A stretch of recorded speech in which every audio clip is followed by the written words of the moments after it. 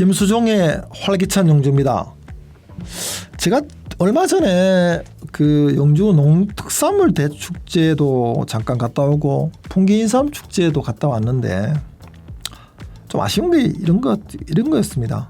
축제 중복해서 너무 투자하고 있지 않나라는 생각이 들고, 영주 농특산물 대축제 2박 3일 동안 했는데 농산물 판매 수입구가 한 5억 정도밖에 되지 않았다라고 하더라고요.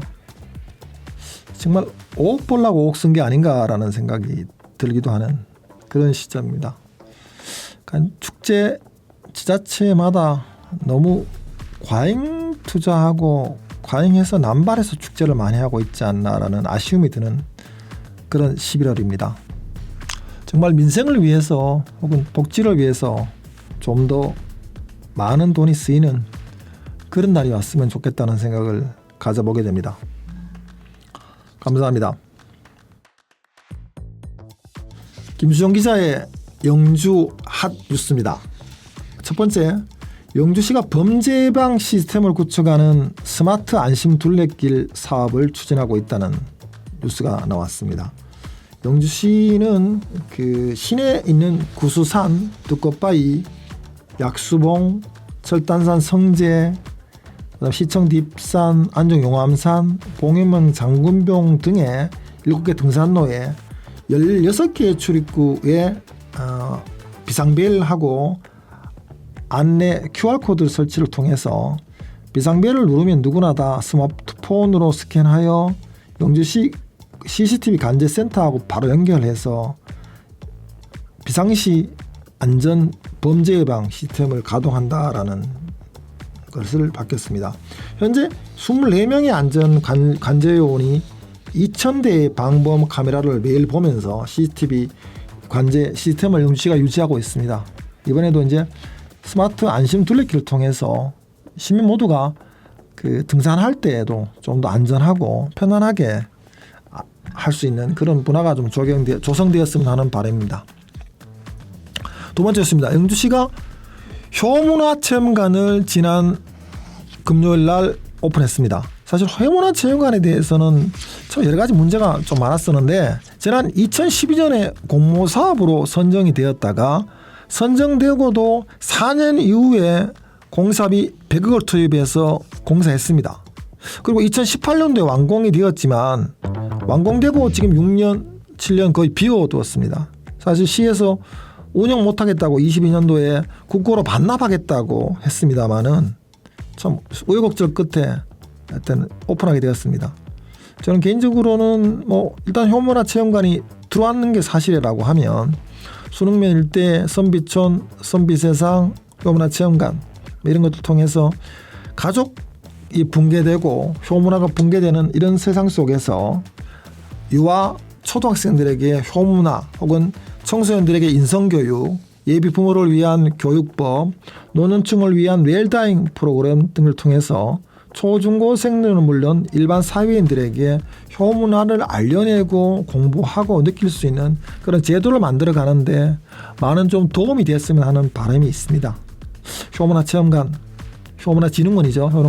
한국효문화진흥원 앞으로 좀 잘 되길 기원해 보면서 영주가 선비사상뿐만 아니라 효문화에도 좀 새로운 길을 만들어가는 기틀이 되었으면 하는 생각을 가져보게 됩니다. 물론 이제 예산적으로 영주시가 지원해야 될 측면이 많아서 어려움이 있을 줄 압니다만은 어렵더라도 해야 될 일은 반드시 해야 되기 때문에 열심히 좀 도와주시길 바란다는 입장입니다. 세 번째 있습니다. 영주시의회 모 의원의 부인이 경매로 낙찰받은 주택에 세입자를 내보내는 과정에서 파문이 일었다는 뉴스입니다.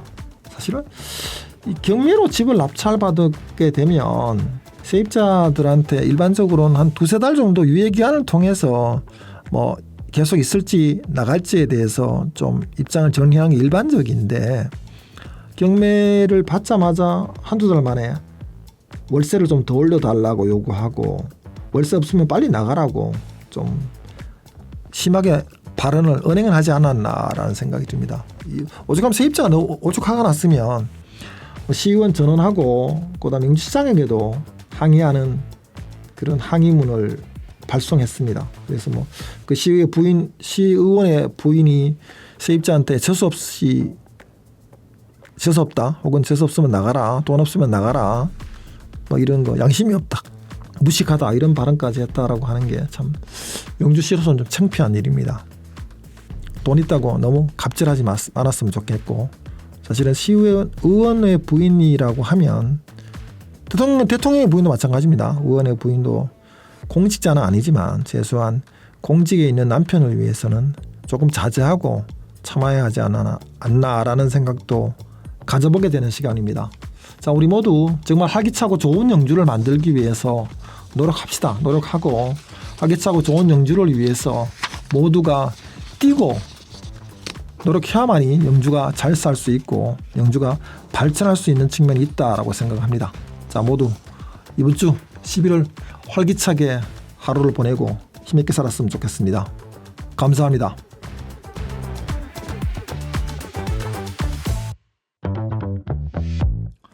김수용 기자의 활기찬 영주입니다.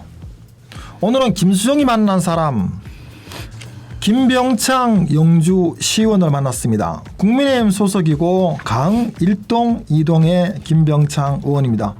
영주시의 지금 최연소 시의원이시죠?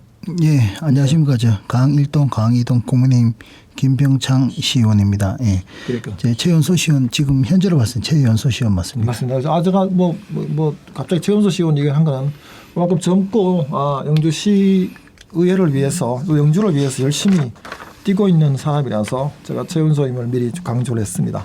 제가 이제 오늘 저희 스튜디오에 불러서 뭐 이렇게 김병창 의원을 부른 가장 큰 이유는 최근에 이제 부영 아파트 일반 분양에 대한 문제 관련해서 여러 가지 좀 얘기가 좀 영주를 좀 시끄럽게 하고 있습니다. 그래서 부영 아파트 일반 분양을 어떻게 할 것인가에 대한 이게 있었는데 지난 10월 30일 날 그 임시회에서 5분 발언을 통해서 김병창 의원이 전반적으로 부영 아파트 문제뿐만 아니라 영주의 주택 보급률 뭐 관련해서 여러 가지 얘기를 하셨기 때문에 제가 부른 거고, 거기에 대해서 영주의 정말 주택 문제에 대한 얘기들을 좀 심도 있게 얘기를 좀 나눠보기 위해서 부른 겁니다. 그래서 이제 김 의원한테 제가 좀 묻고 싶은 거는 부영 아파트 일반 분양에 대한 여러 가지 얘기들이 지금 나오고 있는데 김 의원이 생각하고 있는 뭐 일반 분양에 대한 문제점이나 소외에 대해서 좀 짧게 좀 얘기를 좀 부탁드리겠습니다.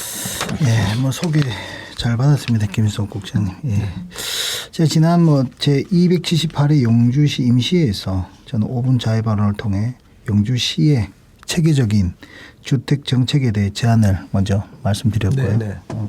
제가 이번 5분 자유 발언을 준비하게 된 계기는 바로 우리 부영 아파트 분양 전환 과정에서 발생한 기존 입주민들과의 불이익한 문제점 때문에 그렇게 발의하게 되었고요. 또 임대주택은 서민주택 안정을 위해 중요한 기반입니다. 그죠?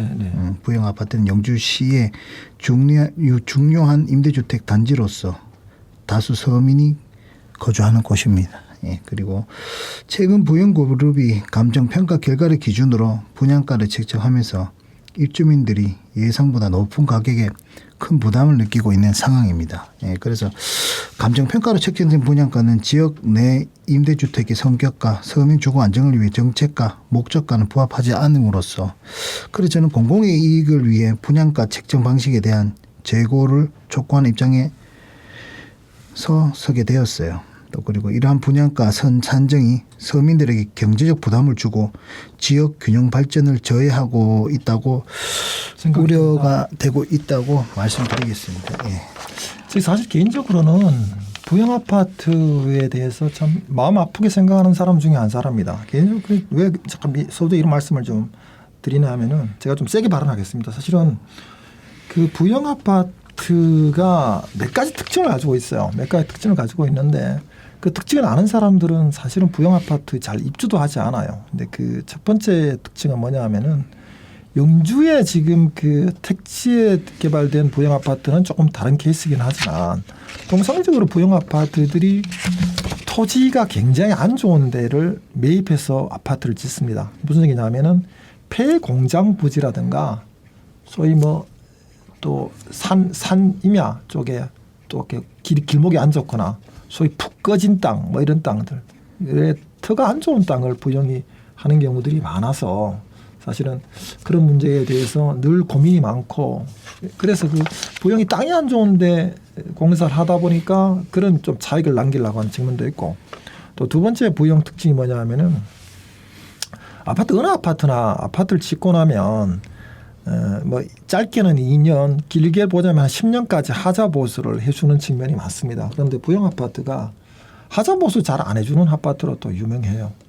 그 제가 안 그래도 시의 공무원들한테도 물어봤더니만 부영 아파트에 뭐 올라가다 계단이 좀 부서지고 해서 하자 보수 해달라고 부탁을 했더니만 또 부영 아파트 관리실에 있는 모 책임자가 뭐 임대 사는 사람들이 이건 말이 많어. 뭐 임대 살면 그냥 살면 되지 뭘 수리해달라고 난리 피운다고 해서 몇 달째 수리를 안 해주다가 정말 뭐 공무원들이 찾아가서 이거 좀 수리해줘야 되지 않느냐라고 몇 번을 요구했음에도 불구하고 끝내 제가 듣기로는 수리를 해주는 걸 못 봤다라고 하는 정도로 좀 답답한 회사입니다. 그럼에도 불구하고 사실은 최근에는 뭐 산에 그러죠 뭐 애 하나 놓으면 1억씩 준다라고 하는 뭐 그런 것으로 해서 자식들한테 뭐 직원들한테 복리는 잘해준다라고 하지만 결과적으로 보면 복리 문제가 아니라 사실은 그 아파트를 분양받아서 혹은 뭐 세입자가 들어와서 사는 사람이 행복해야 되는데 행복하지 못한 측면이 너무 많았던 것 같아서 제가 부영 아파트 사람들 가끔 만나면 그런 얘기합니다. 아휴 싫으면 그냥 나가는 수밖에 방법이 없는 것 같다. 내가 뭐 개인 기업이 아파트 지어서 사는데 분양하겠다는데 막을 수 있는 게 쉽지 않을 거다. 감정평가도 마찬가지고 영시에서도 해줄 게 많지 않은 것 같은데 늘 걱정이다. 제가 이런 또 넋두리를 한 적이 있어요. 그래서 제가 좀 사실 오늘 뭐 넋두리라도 좋으니까 우리 또 김병창 의원한테 이런저런 얘기를 좀 들어보고 싶어서 왔습니다. 이제 현재 부영 아파트 이제 입주민 대책위원회하고 그쪽 사측 그죠 회사 측의 입장이 어떤지에 대해서 뭐 사측 입장은 뭐 대충 아니까 됐고 입주민 대표자 협의회 입장이 어떤지는 좀 말씀을 좀 해주시겠어요? 먼저 간략하게 말씀드리면 저 부영 아파트 지금 입주민 대표님들하고 네. 부영 아파트하고 지금 제대로 지금 입주민 대표 협의회도 없는 거죠. 제가 듣기로는 뭐 최근에 구성됐다고 들었는데 그 전에 없었다고 들었거든요. 아니 그 전에 이제 대표님 계셨어요. 계시고 임기가 만료된 사이에 그래. 또 다시 이렇게 그 사이에 붕 떠 있었구나. 그 사이에 다시 분양을 이제 다시 시작하게 됐고 조기 분양을. 그리고 나서 이제 비상대책위를 또 꾸려서 또 건호기 비상대책위원장님 꾸려서 또 하셨고 앞전에 또 건호기 위원장님이 입주민 대표를 하셨고 네. 또 지금도 비상대책위원장 하시고 하고 계시군요. 네, 그리고 지금 또 입주민 대표를 입주자 대표를 지금 이민상 대표님께서 지금 하시고 계십니다. 그리고 지금 이제 주민들이 그러니까 입주민 대표나 입주민들이 원하는 거는 지금 분양가 원가 산정에서 지금 본인들은 10년 전에 지어서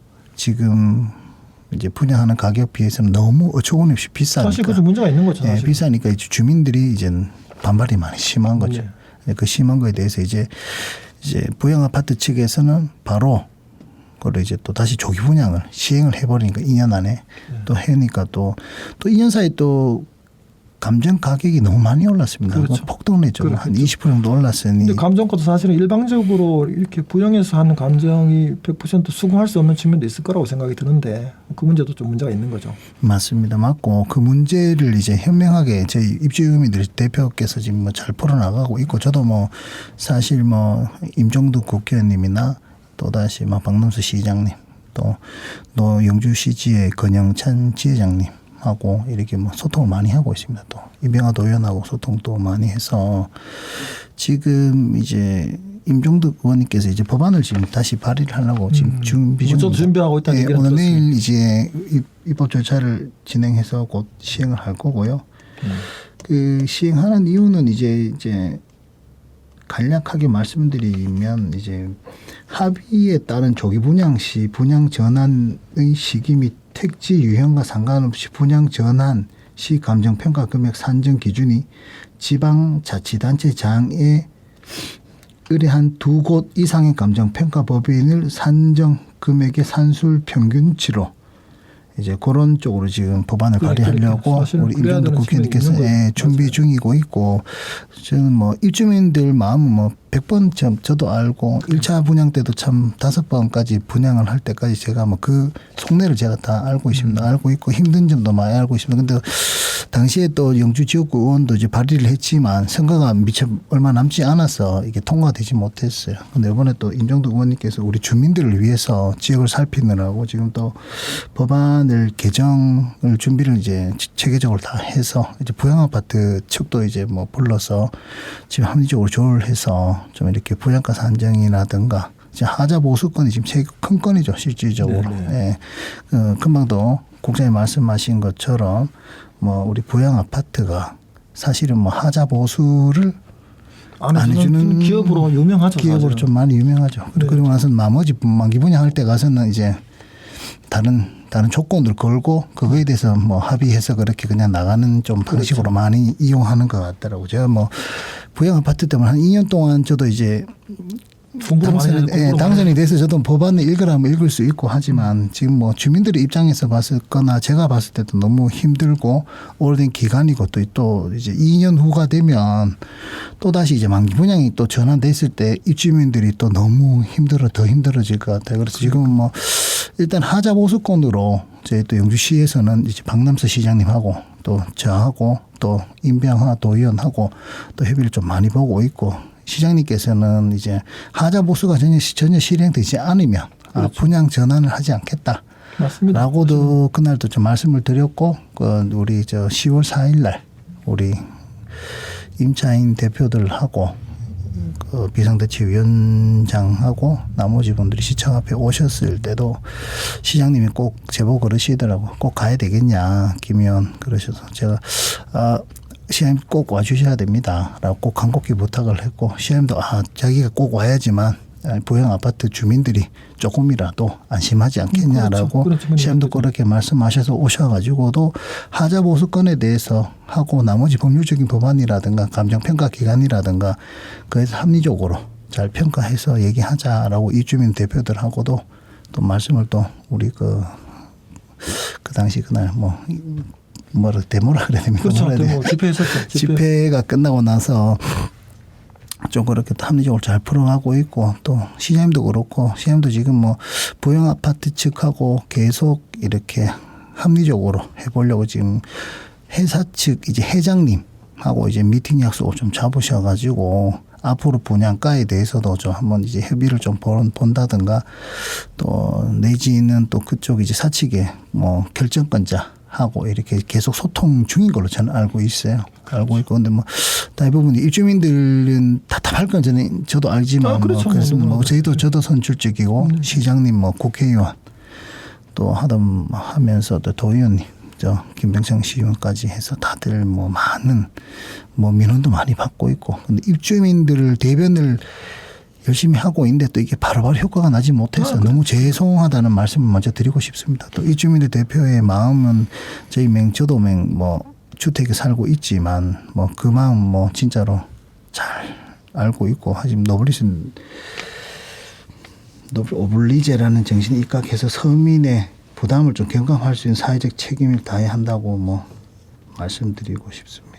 저는 이제 또 답답한 게 그런 거죠. 사실은 아파트라는 게 보통 하자보수 아까 말처럼 짧게는 2년, 10년 정도 해준단 말이에요. 해주면 하자보수비가 물가 인상을 반영하면 통상 한 7, 8%에서 10%까지 가요. 굉장히 많이 하자보수가 되는데 부정이 이제 거의 지금 7년, 8년 됐죠. 8년 동안 제대로 하자보수를 안 했다. 안 했음에도 불구하고 자기들은 그 감정평가에서 집값 오른 거에서는 또 다 반영해서 분양하겠다고 하는 논리면, 저는 영주시나 주민들은 그렇게 해야 돼요. 하자보수 안 해주는 금액만 해도 7, 8%, 10% 되는데 결과적으로 하자보수 금액에 대해서는 삭감을 해줘야 되는 게 맞지 않냐라고 저는 요구하는 게 좀 타당하지 않나라고 생각을 많이 해봅니다. 왜냐하면은 그렇지 않으면 사실 내가 입주해서 그동안 하자보수한 비용들 최소한 몇 프로는 썼을 거 아니에요. 근데 그 문제에 대해서 보상도 안 해준다라고 하면 사실은 좀 말도 안 되는 논리인 거죠. 제가 부영에 살다가 이사 온 분도 그런 얘기 하더라고요. 저 입주할 때 모서리 몇 개 바꿨고 나올 때 뭐 좀 이렇게 지저분한 거 있다라고 하니까 이 친구들이 뭐 청소비며 목값이며 도배세를 해야 된다고 돈을 다 받아갔다라고 하더라고요. 그런데 불구하고 그 다음 사람 입주한 사람들은 또 뭐 그러면 이거 나중에 시비 안 걸게 사진 다 찍어놓고 증명하자라고 하니까 아 상관없다고 뭐 얘기를 하면서도 또 그 다음 사람 이사할 때 나가주니까 또 시비 걸어서 당신 못 지냈으니까 금액 빼야 된다라는 이런 논리를 계속 펼친다라고 해서 저는 야 이거 정말 약자를 위해서 있는 회사가 아니고 결과적으로는 주민들에게 임대 장사만 하고 돈 버는 기업이 아닌가라는 아쉬움이 저는 많이 들어서 그래서 저는 개인적으로는 감정평가도 감정평가지만 최소한 감정평가를 하더라도 시가 지정하는 감정평가 회사 그다음에 본인들 회사가 지정하는 감정평가 회사에 공동으로 감정평가하고 그 금액의 중간점을 산정하는 거 하고 그다음 아까 말씀드렸지만 하자보수 금액에 대해서는 적당하게 합의를 해서 까주는 게 상식이 아닌가라는 생각이 드는데 어떻게 김 의원님은 어떻게 생각하세요? 제가 봐서 국장님 뭐 부영 아파트 측에 대해서 너무 잘 아시는 것 같아요. 아니요, 잘 아는 건 아니고 조금 아는 건데 저 공부 열심히 해서 아는 겁니다. 예, 뭐 일단은 지금 하자보수 이행 금액만 해도 사실 뭐 수십억 정도 됩니다. 그렇죠. 수백 정도 되고 있고 말씀하신 것처럼 하자보수 금액만큼 뭐 주민들한테 7% 8% 돌려줘야 되는 거 상식이죠. 돌려주는 거는 뭐 합당하다고 봐요. 제가 봤을 그렇죠. 때도. 하지만 제가 뭐 안 될 수 있으면 요구는 해야 되죠. 예, 그러니까 제가 뭐 부영아파트 사측에 제 같은 비상대책위원장이나 뭐 입주자 대표님들께서 입주자 대표자가 또 하자보수 금액에 관해서 좀 이제 앞으로도 쭉 가야 되니까 그거에 대해서 조건을 걸고 조금 그래야죠. 그 합의를 좀 해서 이제 금액을 산정해서 좀 낮추는 방향이 네. 조금 합리적일 것 같다. 그렇죠. 그러니까 저는 제가 봐서 그건 너무 논리적인 것 같고 근데 제가 봐서 그게 이제 입주민들한테도 또 유리하지 않을까. 맞아요. 라고 저는 보고 있습니다. 그리고 나머지 하자보수 금액에 대한 거는 모든 감정평가 기관에서 다 보고 있으니까 그 금액 산출하는 거는 사실 뭐 숫자에 불과합니다. 실제 금방 말씀하신 것처럼 추후에 10년 살고 있지만 추후에 갔을 때 이분들이 이제 10년 있다가 다시 이제 새 집을 분양할 것 같으면 입주민들한테 있겠지만 그렇죠. 10년 동안 10년 살고 있는 살고 있는 거를 분양하니까 그에 대해서는 어드밴티지를 좀 줘서 맞습니다. 입주민들이 그 정도의 어드밴티지 받는 게 좀 낫지 않냐. 저도 그렇게 뭐 국장님처럼 그렇게 생각하고 있습니다. 예. 그러니까 말씀드리려는데 먼저 말씀드립니다. 아니 그건 아니고 사실은 이제 예. 김 의원님도 고민을 많이 하시고 있는 것 같고 해서 저도 사실은 부영아파트 자료를 굉장히 많이 찾아봤어요. 찾아보고 이게 좀 문제가 있는 거구나. 특히 이제 영주에서 물론 이제 2년 전인가 또 벌써 이미 분양받은 분도 있잖아요. 분양받은 예. 있고 한데 뭐 분양받은 건 나중 문제고 또 2년 만에 또 갑자기 또 값을 올려서 분양을 요구하는 거 하고 또 2년 지나면 정말 10년쯤 되면 더 많이 올릴 가능성이 있거든요. 그런데 이제 이 원인 중에 하나가 사실은 도리어 영주에 주택이 많지 않아서 그런 측면도 있을 거예요. 물론 주택 자체가 많지 않다는 건 아니지만 영주에 노후화된 주택도 많고 쓸만한 주택이 많지 않은 측면이 있어서 아마 그런 측면이 있다라고 저는 좀 개인적으로 생각을 하거든요.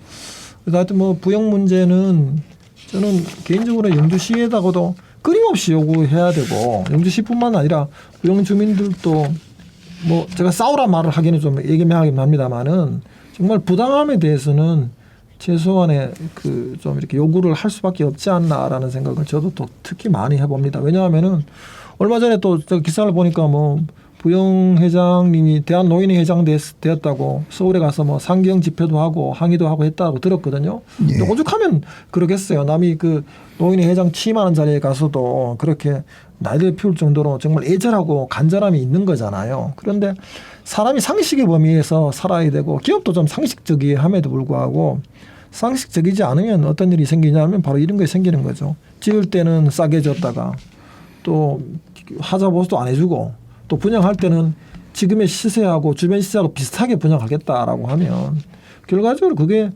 합리적으로 받아들일 사람이 많지 않은 거죠. 그래서 그렇다고 하면 뭐 어떻게 좀 고민이 많다라고 생각을 하고 그럼 또 이제 저는 국민의힘이나 영주시 입장 뭐 정부를 알 수는 없지만 그 지역구인 우리 김병창 의원의 개인적인 의견은 어떤 게 있는지 또 말씀을 듣고 싶습니다. 국장님 좀 전에 말씀하신 것처럼 좀 우리 그 서민주택이라고 처음에 이제 모두에 말씀을 드렸고 지금 사실은 뭐 우리 지역구에 뭐 부영 아파트에 계신 분들이 뭐 그렇게 부유하다는 표현이 뭐 맞습니다. 말씀드린 또 임대 아파트라는 게 그렇죠. 그래서 그렇죠. 뭐 그 지금 제가 봤을 때는 이제 1000세대, 1200세대 이상이 지금 많이 이제 힘든 사정입니다. 왜냐하면 이제 제가 5분 자유발언 때도 말씀하셨는 것처럼 뭐 의식주가 편해야지만 참 이게 마음이 편해야지만 맞아. 먹고 살고 맞아요. 애들을 뭐 이렇게 케어하고 또 부모님하고 같이 사신 분도 있고 그러면 참 좋은데 사실 지금 집부터 내 다리를 뻗고 자는 데부터가 너무 힘드니 맞아요. 지금은 심신이 많이 그렇죠. 힘들어하십니다. 힘들어하시고 그에 대해서 저희가 이제 말씀드린 것처럼 앞전에 저는 대안을 하자 보수권에 대해서 이제 10년 동안 이렇게 8년을 살아와 봤지만 8년 후에 2년 더 지나서는 더 많은 하자가 생길 거니까 그거에 대한 거를 부영 아파트 사측에 뭐 저도 뭐 국회의원님하고 시장님하고 우리 도의원님하고 저하고 힘을 써서 그분들이 이제 뭐 감정평가 금액은 이제 뭐 그건 이제 뭐 법률적인 거라서 뭐 어쩔 수 없겠지만 그거는 이제 도의적인 거에 대해서는 빠져 있는 거고 앞으로 그 후에 추후에 일어날 일들이 엄청 많지 않습니까? 그죠? 그거를 기점으로 봤을 때 합리적으로 좀 이거에 대해서 한 7% 내지 8%는 저희가 이렇게 디실 좀 해줘야 되는 거 아닌가. 맞습니다. 그래야지만 정상적으로. 그네들이 우리가 사는 주민들도 이제 편하게 살 수 있고 또 의식주가 편하지만 그분들도 영주에서 사는 게 더 합리적이다라고 보실 것 같아요. 맞습니다. 사실은 뭐 예. 의식주가 편하지 않으면 사실은 누구나 다 고민이거든요. 힘들고 내가 여기 살아야 되나 애정도 없어지는 거고 그런 측면인데 사실은 그런 것들을 풀어줄 수 있는 게 물론 본인들이 풀어야 될 문제긴 하지만 정치가 풀어줄 수 있는 면이 강하니까 정치적으로 좀 해야 될 과제가 많다고 저는 생각을 합니다.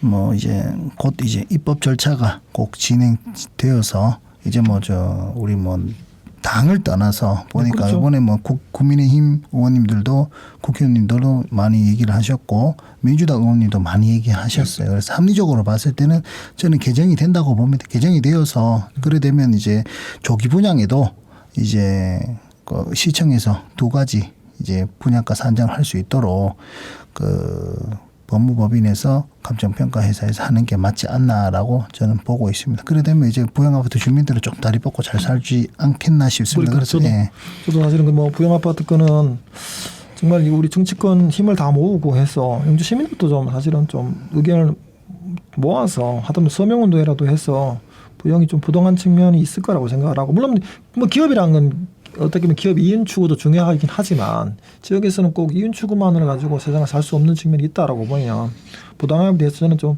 더 많이 알려내고 부당함에 대해서 어떻게 보면 싸우고 해결해야 나가야 하지 않을까라고 생각이 듭니다. 그래서 제가 방금 전에도 말씀드렸는데 이제 영주의 문제 중에 하나가 사실은 집이 저는 좀 부족하지 않나라고 생각이 많이 들거든요. 부영아파트 얘기 좀 끝으로 한 말씀만 좀 드리고 싶은 건 지금 앞에서 계시는 뭐 이민상 대표님하고 비상대책위원장이신 뭐 권오기 위원장님 각 동 대표님 분들께서는 참 부영아파트 입주민들을 위해서 뭐 많이 앞서서 고생하시고 지금 또 주민들도 많이 십시일반 고생하고 계시겠죠. 돈을 모아서 이렇게 뭐 본인들끼리 이렇게 뭐 밥을 또 집회할 때 밥도 드시고 버스도 맞춰서 가셨는데 하여튼 뭐 너무 고생이 많고 안타깝습니다만은 저희 뭐 우리 국회의원님이나 시장님이나 뭐 저나 어느 누구도 손 띄고 지금 바라보고 있지는 않고 최선을 다해서 그거를 뭐 저희가 뭐 법률 쪽이라든가 정치적으로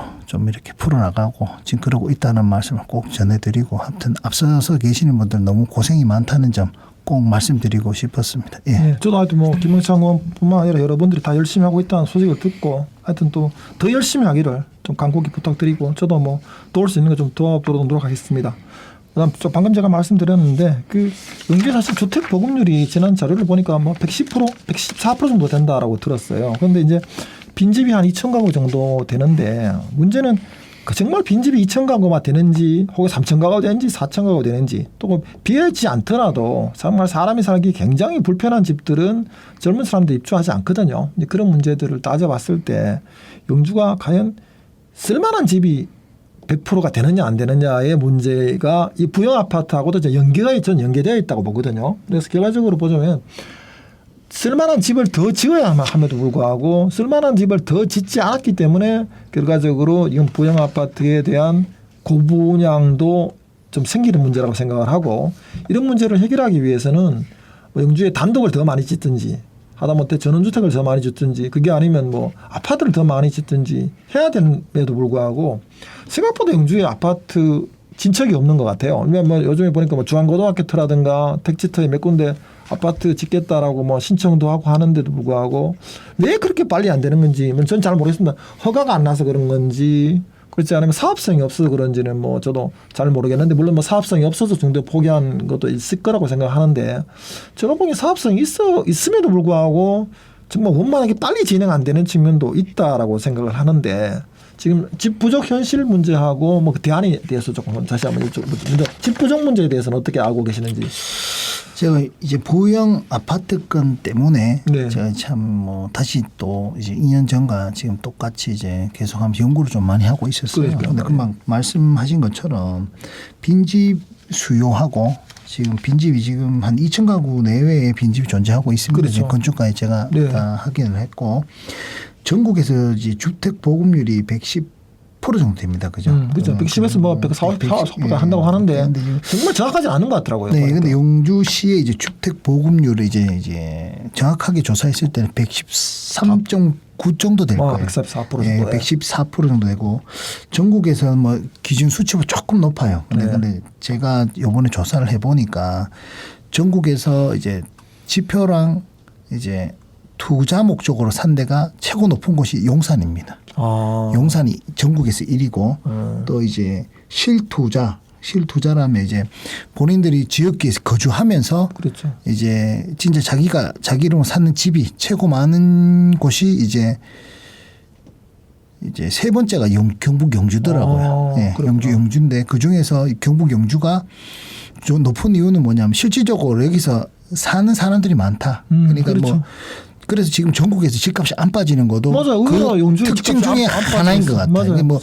뭐 왜 영주가 대부분 사람들 집값이 왜 높냐, 왜 아파트값이 영주만 계속 오르고 있냐라고 해서 이게 뭐 이 문제점만이 최고의 그 해결 방법은 아니지만 지금 주택 신규로 보급되는 주택이 없어요. 지금 최근에 그런 것 같아요. 최근에. 없어서 지금 주택가가 지금 상승하고 거기서 임대주택인 이제 부양 아파트가 도리어 값이 오르는 거죠. 값이 오르는 것 같아요. 그렇죠. 제가 조사를 해보니 그런 데이터가 나와서 말씀을 드렸고 그러니 지금 사실은 나는 정부에서도 PF도 조금 묶어놨지만 다들 영주에 지금 신규로 지금 말씀하시는 것처럼 중앙고등학교 부지 그 버스터미널 부지 옆에 버스터미널 옆에 또 얘기하는 더리브 뒤편에도 그렇죠. 있고 네. 지금 뭐 있고. 택지 쪽에 또 뭐 고추시장에도 지금 맞아요. 곧 들어온다. 일단은 허가는 냈는데 결과적으로 아직 뭐 소위 허가 처리가 안 된 거죠. 승인이 안 난 거죠. 승인이 안 난 측면이 있어서 결과적으로 좀 부족한 측면이 있다라고 생각하는데 뭐 저 같은 사람이면 저는 뭐 정치한 사람도 아니고 공무원 아니니까 그냥 빨리빨리 좀 허가 내주고 승인 내주면 뭐 될 거 아니냐. 손해 보면 뭐 사기업이 손해 보는 건데 굳이 뭐 그렇게 영주에서 말이야. 꼭 그렇게 뭐 뱅뱅 돌 필요가 있냐라는 생각이 좀 드는데 의원님 생각은 어떠신지요? 뭐 과거에 이거는 뭐 예를 들어서 말씀드리는 겁니다. 과거에 뭐 우리가 한 15년, 16년 전에 이제 아파트 가격이 이제 뭐 상망동이나 뭐 휴천동이나 뭐 들어왔을 때 그 당시에는 우리가 이렇게 비싸지 않았어요. 그렇죠. 않았고 최근에 한 5년에서 6년 전에 이제 건축 가격이 상승하면서부터 아파트 가격이 상승을 좀 많이 했어요. 맞아요. 자재값이 오르면서. 자재값이 오르면 됐는데 하지만 과거에는 뭐 그 민간주택에서 이분들이 투자로 들어왔을 때 뭐 이분들이 뭐 사업 승인을 다 받고 나서 그 후에 이제 뭐 분양이 안 돼서 많은 어려움이 있었어요. 그런데 최근에는 분양과 동시에 모든 게 이제 뭐 만기 분양이 다 돼버리니까 그렇죠. 분양 시점하고 입주 시점하고 다 다른데 거기 분양 시점에서 다 만기가 돼버려요. 분양을 다 받으시니까 그렇죠. 지금 이게 영주가 주택 보급률 제 조사했는 저 실질적으로 보유하는 주택이 실제로 더 많다. 그렇죠. 라고 저는 보고 있습니다. 제가 보면 좀 허수도 있다고 생각을 하고 주택보급률에 또 아까 말했처럼 쓸만한 집이 아니면 아무리 그러니까 살지 않는 거죠. 살지 않는 소위 불량 노후주택 같은 경우에는 사실 집으로 잡아도 별 의미가 없을 수가 있어요. 왜냐하면 젊은 사람들이 가지 않은 집을 주택 물론 빈집이라고 해도 이거 그 잡아도 별 의미가 없는 거죠. 그런 집들이 생각보다 저는 많은 것 같아서 그게 좀 마음이 아픈 거죠. 사실은 젊은 사람들 입장에서는 교통이 좋고 아까 말씀드린 다니기도 좋고 살기도 편하고 주변에 마트도 있고 식당도 있고 이런 데를 원하는데 뭐 주변에 마트도 없고 식당도 없고 아는 산속에 있는 집을 가지고 빈집이니까 살라 그런다고 살 수 있는 게 아니거든요. 그렇다고 보면 저는 개인적으로는 영주에 이렇게 지금 구도심이나 혹은 신도심 이런 데에다가도 주변에 좀 땅이 있으면 집을 좀 적극적으로 더 짓고 아파트도 분양할 수 있도록 좀 허가를 더 내줘야 되지 않나라는 생각을 저는 해보게 되는 거거든요. 근데 뭐 김 의원님도 좀 그런 데 대한 시의원으로 좀 책임이 있다고 생각을 하는데 적극적으로 분양할 예정을 그냥 분양 이렇게 뭐 허가 내주고 도움을 도울 수 있는 의지는 있으신지요?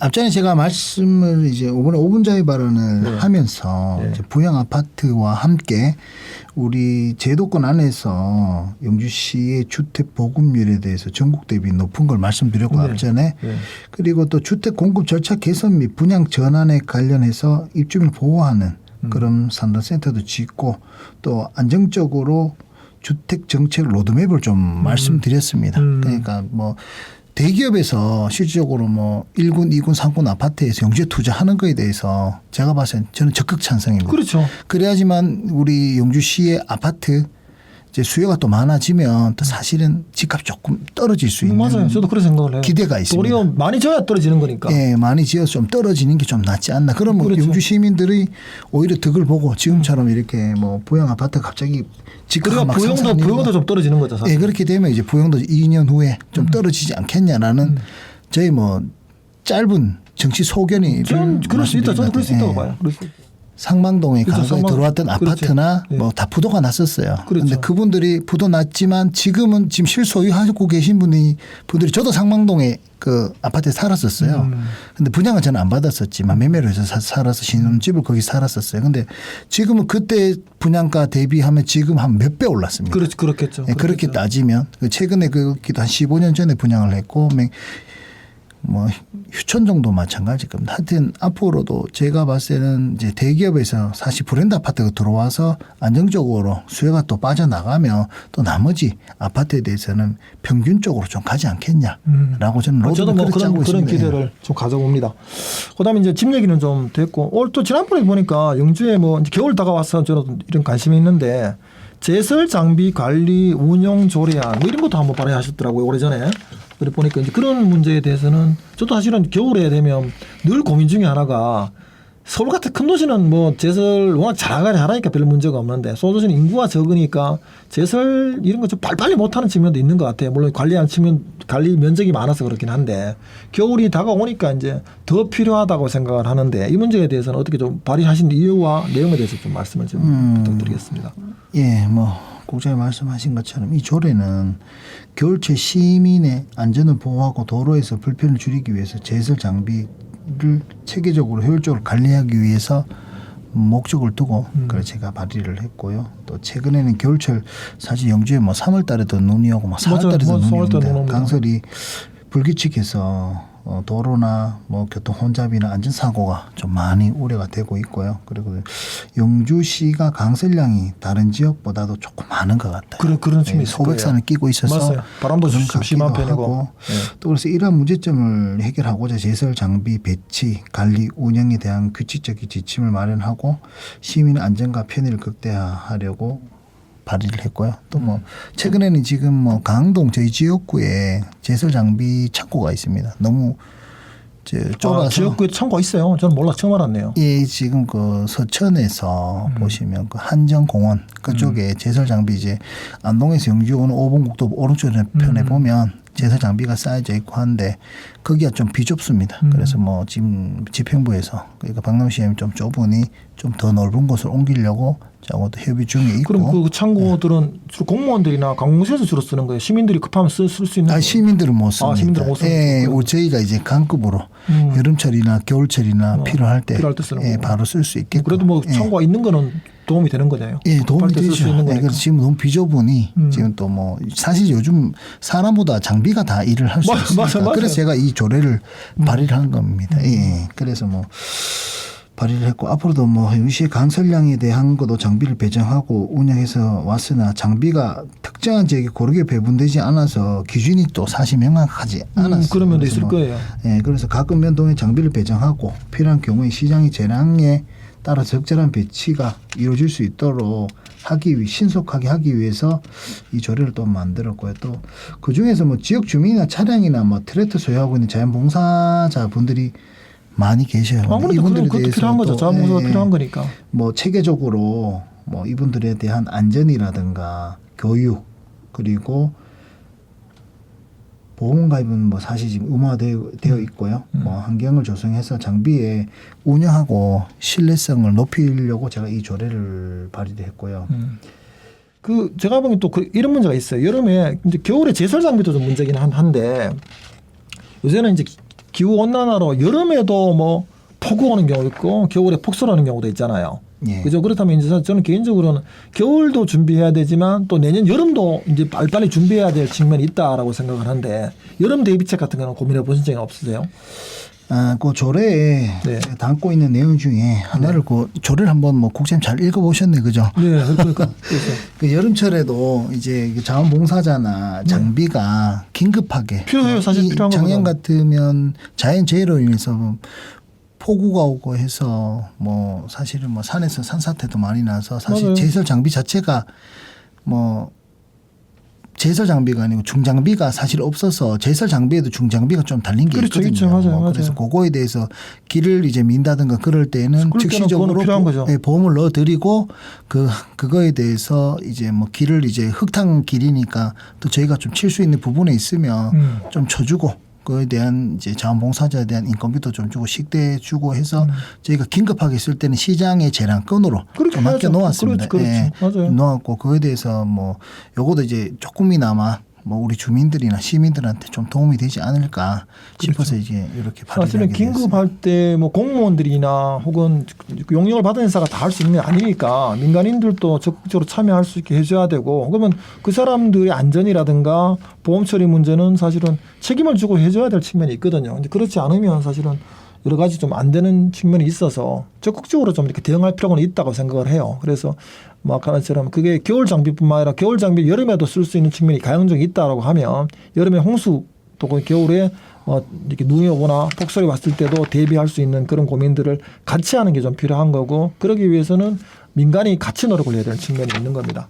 그다음에 제가 또 궁금한 것 중에 하나가 지난번에 별행산업단지 별행산업단지 이제 착공해서 준비하고 있는데 아마 1년, 2년 정도 걸리죠. 제가 보기에는 뭐 공식적으로 보자면 시장님 임기 끝날 때쯤 되면 아마 산업단지가 완공이 될 건데 제가 이제 그 김명찬 의원이 잘 제기했다라고 생각을 하는데 이제 산업단지 완공된 다음에 뭐 그 화력 발전소 만드는 건 사실 별 의미가 없어요. 왜냐하면 그때 공단에 들어와서 일을 하는데 화력 발전소 그때 와서 만든다라고는 의미가 없을 거고 화력 발전소를 또 산업단지 만들면서 같이 만들어야 되는 측면이 있거든요. 그런데 이제 보니까 안동보다 영주가 산업단지의 면적이 한 2배 정도 1.7, 8배 정도 큼에도 불구하고 이제 LNG 발전소에 대한 논의들이 제대로 없었기 때문에 안동은 뭐 이미 LNG 발전소 논의가 있는데 영주는 논의가 없다는 거에 대해서는 저는 아쉬움이 좀 있다고 생각을 하는데 문제제기 하셨어요. 영주시의 입장이나 본인 생각을 좀 말씀을 좀 드려 보시기 바랍니다. 국제 뭐 제가 뭐 지금 LNG 복합 하력 발전소 건립에 대한 내용을 5분 자유 발언으로 또 9월 달에 네. 제가 임시회 때 또 말씀을 드렸고요. 네. 그리고 뭐 금방 말씀하신 것처럼 안동보다가 저희가 한 2~3배 규모가 더 큽니다. 규모는 한 2배에서 2배 정도 되는 거죠. 엄청 큰 더 거죠. 크고 있고 또 선제적으로 안동에서는 LNG 하력 발전소 승인을 앞전에는 500기가와트를 받아왔고 지금은 또 올해 또 500기가와트를 남부 발전소에서 받아왔습니다. 대단하네요. 네. 사실 그런 게 필요한 거죠. 사실은 그게 지역에 대한 이제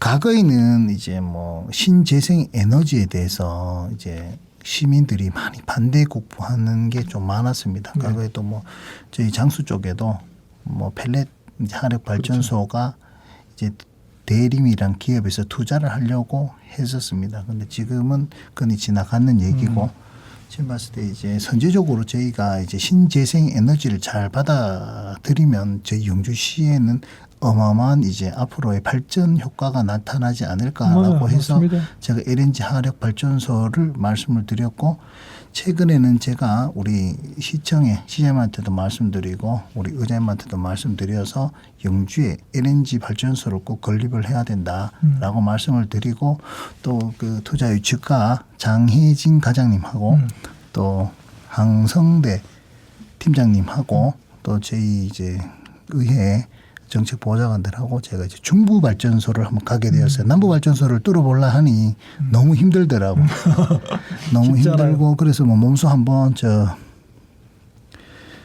지금 그 중부 발전소까지 보령까지 저희가 갔었습니다. 가서 거의 뭐 우리 집행부의 그 황성대 팀장님 형님께서 거기에 아주 고위직이 계시더라고. 그래서 저희가 이제 가서 많은 이제 정보와 많은 이제 다른 이제 우리가 뚫을 수 있는 루트를 많이 하긴 했어요. 그래서 저는 뭐 관심이 많은 거 나머지는 우리 시에서 뭐 투자주가에서 뭐 병행을 하면서 하고 있지만 이제 뭐 지금은 아마 8차 우리 에너지 보급 계획에 대해서 다 정해져 있습니다. 지금 정해져 있고 그거에 대해서 저희가 그걸 잘 찾아가야 되는데 그 로드맵을 또 이제 저는 이제 말씀을 드려가지고 지금 추진 중에 있는 것 같고요. 뭐 그거는 이제 집행부에서 하는 일이지만 저는 좀 이렇게 앞으로 갔을 때 LNG라 해서 이제 앞으로 뭐 나쁜 이제 꿀떡으로 나쁜 연기가 나온다 이런 말씀은 하고 있지만 앞으로 향후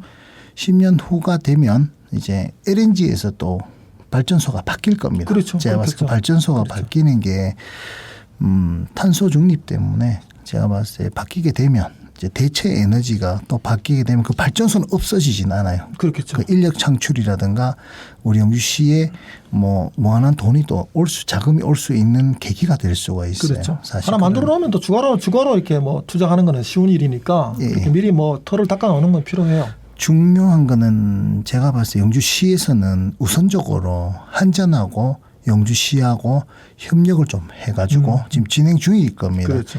이제 이 선로가 어디로 넘어가야 되는지 서울 쪽으로 저희는 이제 영주에서는 보급할 수 있는 이제 수유할 수 있는 그 용량은 충분합니다. 그리고 앞으로 이제 제가 이제 제안을 드린 거는 첨단 베어링 국가산업단지 내에 네, 맞습니다.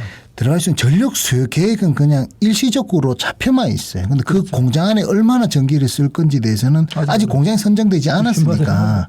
그래도 미리 준비하는 건 필요해요. 예, 필요하니까 이제 집행부랑 이제 소통을 계속 하고 있고 나머지 부분에 대해서는 이제 제가 봤을 때 이제 전기가 많이 필요한 곳으로 전기를 이제 배송해 주는 게 저희 업무인 것 같아요. 그러면 그렇죠. 그렇게 되면 안동은 제가 봤을 때 어디로 이제 나가는 게 있고 흘러나가는 이제 문경 쪽으로 해서 전선이 뭐 서울로 그렇죠. 간다든가 울진은 사실 뭐 강릉 쪽으로 해서 다시 그렇죠. 뭐 그렇죠.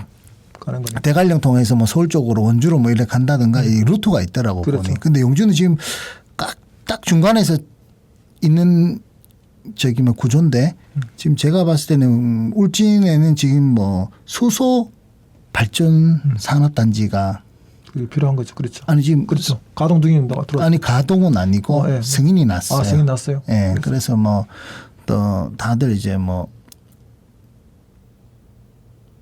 예타도 면제가 돼서 하고 있지만 영주도 제가 봤을 때 앞으로 가서 일부는 저희가 진짜 이 일보다가 에너지로 이용해서 나머지 우리 영주시에서 수익을 창출하는 게 근본적으로 영주시가 앞으로 100년 대계가 되지 않을까라고 맞습니다. 저는 보고 있습니다. 예를 들면 예. 지금 경기도 지역에 안성, 평택 지역에 뭐 삼성전자들이 있으니까 삼성전자의 소위 뭐 하청회사들이 굉장히 많거든요. 근데 문제는 뭐냐면은 공장을 지어도 가공을 금방금방 못하는 이유 중에 하나가 안정적으로 전기 공급이 안 돼서 그런 측면이 강해요. 영주도 국가산업단지 지정까지 받았고 공장을 뭐 100개 이상 좀 이렇게 추진하려고 고민을 하고 있음에도 불구하고 왜 하력발전소가 없을까? 하력발전소에 고민을 안 할까라고 하던 시점에 사실은 김병창 의원이 하력발전소 건립을 추진에 대한 제안을 했다라고 해서 저는 이게 바로 잘 제안한 측면이 있다라고 생각을 하는데 이게 이제 제안으로만 끝날 문제가 아닌 게 이게 뭐 시장님 임기 하반기쯤 되면 좀 느슨한 측면이 있거든요. 그래서 역으로 보자면 끊임없이 제기할 필요가 있어요. 담당 부처들도 찾아다니고 아까 말한 것처럼 뭐 중부 발전이든 남부 발전이든 한전이든 찾아가서 부탁하고 또 이렇게 제안하지 않으면 안 될 거라고 저는 생각을 하거든요. 그래서 이런 문제에 대해서는 조금 심각한 문제가 아닌가 싶어서 빨리 좀 해야 된다라고 생각을 하고, 그다음 마지막으로 한 5, 6번 남았는데 SK 스페셜티가 사실은 이번에 그 사모펀드의 매각 뭐 확정이 됐잖아요. 막이 확정이 됐는데 저도 뭐 얼마 전에 듣기로는 아침에 어제 뉴스 나오더라고요. 뭐 매각 대책위원회 구성해서 시장님하고 면담했다는 얘기를 들었는데 물론 뭐 SK 공장이 다른 데 가버리는 건 아니지만 사주가 바뀌면 또 지역의 뭐 작은 흐름이나 파도도 바뀔 거라고 생각을 하거든요. 그래서 저도 김병창 의원이 생각하는 SK 스페셜티 매각에 따른 지역사회 변동이나 뭐 이런 사항에 대해서 조금 김 의원님이 뭐 아직 100%는 뭐 확정되기는 없겠긴 하지만 김 의원님 생각에 대해서 좀 한번 여쭤보고 논의를 좀 했으면 좋겠습니다. 뭐 끝으로 또 그렇게 또 뭐 그런 말씀 자꾸 해주시니까 뭐 예. 다시 하죠. 정치인은 그런 얘기 해야 됩니다. 해야 됩니다. SK 스페셜티 뭐 매각에 대한 뭐 비상 대책위가 뭐 구성이 되어 있고, 네, 저도 얘기 들었습니다. 예, 네. 그리고 뭐 2016년도에 실질적으로 뭐 OCI 뭐 드리어지 매각할 때는 지분이 한 49% 정도 됐어요. 4,816억 정도의 그렇게 인수가 됐고, 지금으로 봤을 때는 80% 매각을 진행 중이랍니다. 그렇죠. 2천억 빼고는 나머지 부분은 80% 매각을 다 해간다고 하니까 그 사모펀드 한해컴퍼니란 내에서 뭐 인수하기로 얘기 들었어요. 예, 여기서 뭐 3조 2천억 정도의 매각을 진행하고 있다고 하고요. 지금 뭐 SK 스페셜티 이제 정규직 직원은 815명입니다. 생각보다 많네요. 협력업체 직원들은 600명이에요. 그렇죠. 한 1,400명 되는 거예요. 네, 500명 정도, 1,500명 정도 되면 각자 뭐 역할을 뭐 다 해서 뭐 반도체 특수가스 NF3나 WF6을 생산하는 업체입니다. 근데 뭐 세계에서 뭐 1위죠, 그죠? 그렇죠. 사실은 뭐 수입도 굉장히 제가 알기로 수입도 한 30% 정도 된다고 들었어요. 사실은. 한해컴퍼니도 뭐 투자 회사, 사모펀드 회사 중에서 뭐 국내에서는 뭐 한 2위 정도 된다고 하는 걸로 알고 있어요. 최근에는 뭐 남양유업을 인수했다고 합니다. 그러면 그분들이 투자하는 회사니까 돈을 버니까 투자를 하고 투자해서 뭐 수익이 100% 날 거라 보고 앞으로 성장 기대를 많이 하니까 저는 그렇죠. 투자를 한다고 봅니다. 한다 보는데 그 적극적으로 이제 시에서도 여기에 대해서 뭐 저 시장님이나 뭐 저는 국회의원님은 지금 관심이 많아요. 지금 뭐 부영 아파트, 맞아요. SK 사모펀드 지금 근데 지금 그네들이 갈 때 가기 전에 저희들한테 뭐 영주시에서 한 뭐 사회복지 기금을 좀 조성해 줬으면 하고. 맞아요. 사실은 기업의 가치가 뭐 매각할 때보다 조금 사실은 뭐 엄청나게 많이 올랐습니다. 그런데 한해컴퍼니도 뭐 이분들이 뭐 분명히 100% 한해컴퍼니에서도 뭐 SK 모터리어스가 분명히 흑자 낼 걸 하니까 매각을 본인들이 결정한 걸 거고, 그리고 앞으로도 특수가스가 앞으로 뭐 갔을 때 더 좋아질 것 같고, 지금 저희가 좀 염려스러운 거는 고용이 계속 승계가 될 건지, 또 경영진에 따라서 다시 우리 5천억이라는 돈을 SK 모터리어스에 투자한다고 저 양해각서를 썼었습니다. 그런데 그걸 못할까 봐 사실은 맞아요. 그런 문제도 있죠. 좀 걱정이 많이 스럽습니다. 그래서 뭐 시장님도 그 염려하시고 뭐 우리 국회의원도 염려, 저도 마찬가지로 염려를 많이 하고 있는데, 지역구라서 뭐 저도 그 회사에 대해서 뭐 재무제표라든가 지금 다 보고 있고, 지금 2~3개월 안에는 그 모든 걸 넘겨준다라는 그런 얘기를 하고 있습니다. 하고 있는데 지금 그것도 저희도 합리적으로 아직 결정난 부분이 아직 하나도 없어요. 지금 한해컴퍼니하고 뭐 지금 결정해서 사인해서 지금 바로 넘어가 그런 게 아니라서 지금 저희가 뭐 어떻게 뭐 지출은 못 취하지만 그 5천억 투자라든가 200명 고용 효과 유발이라든가, 우리가 사실은 그 SK한테 저 이제 뭐 사실 물 공급 때문에 서천에서 우리 끌어들이는 거를 한 50억 들여서 저희가 공사를 해드리고 그랬었어요. 근데 하지만 앞으로도 뭐 공장이 필요하면 시에서는 적극적으로 도와주는 게 맞고, 그리고 공장에 투자할 수 있게 우리 뭐 지역에서는 뭐 그걸 푸시해 주는 게 맞고.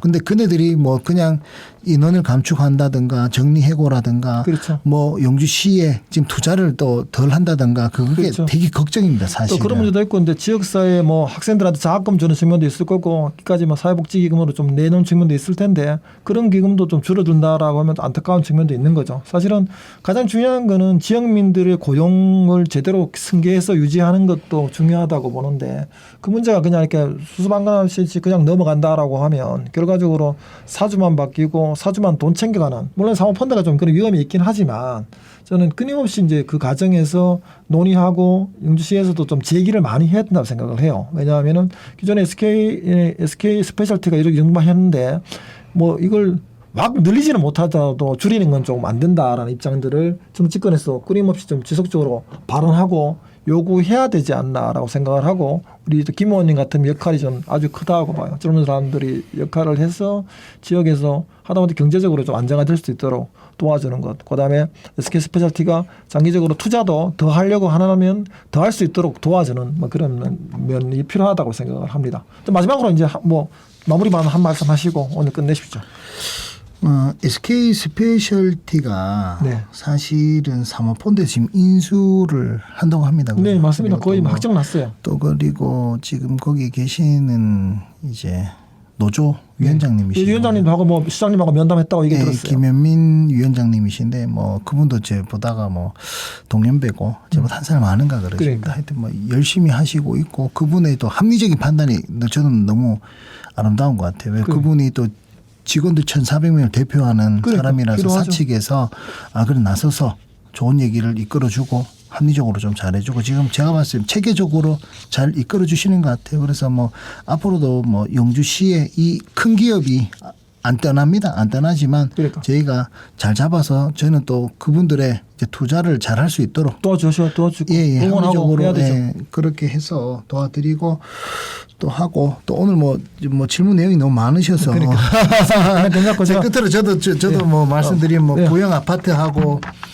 뭐 지금 뭐 영주시 주택 보급률이 높은 이유는 실질적으로 뭐 영주시 신규 아파트가 설립되지 않아서 이게 더 필요하다는 말씀이시죠. 또 그렇게 이제 주민들이 피해를 보고 있고 또 저희가 이제 뭐 정치인들이 하나가 되어서 또 부영 아파트 입주민들의 입장을 고수해 가지고 같이 함께 갈 수 있도록 그렇게 노력할 수 있도록 하겠습니다. 자, 오늘 저 김병창 의원을 사실 부영 아파트 문제 때문에 불렀습니다. 부영 아파트 물론 뭐 부르다 보니까 또 영주시의 그 LNG 복합 화력 발전소 문제하고 SK 스페셜티 매각 문제하고 또 영주시의 제설 장비에 대한 운영 조례 등 여러 얘기를 많이 나왔습니다. 하여튼 저는 부영 아파트 문제가 원만하게 좀 잘 되었으면 하는 바람으로 마지막으로 정리하고 김병창 의원 같은 분이 열심히 해서 영주가 좀 발전하는데 큰 도움이 되기를 바라며 저도 많이 돕고 응원하도록 지지하도록 하겠습니다. 감사합니다. 예, 고재님 고생하셨습니다. 네, 감사합니다. 네, 고맙습니다.